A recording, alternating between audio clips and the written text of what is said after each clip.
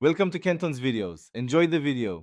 You start by granting mic and speaker permissions so audio flows cleanly. This avoids dropped recordings.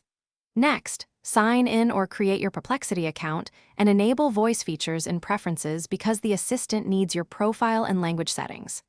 Once done, open the app or site and tap the mic icon to begin listening.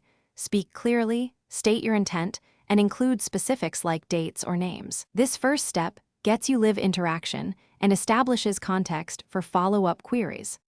You now focus on what to say and why it matters. Use concise commands and add one short example to give context.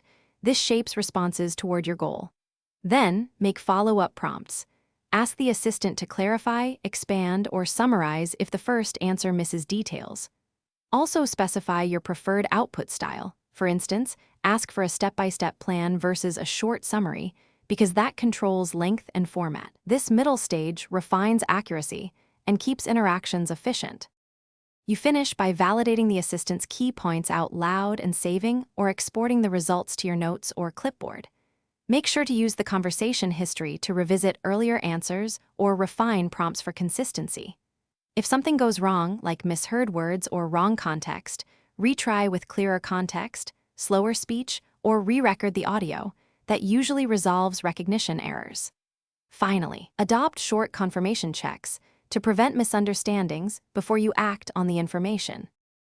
Thanks for watching. Consider subscribing if we helped you.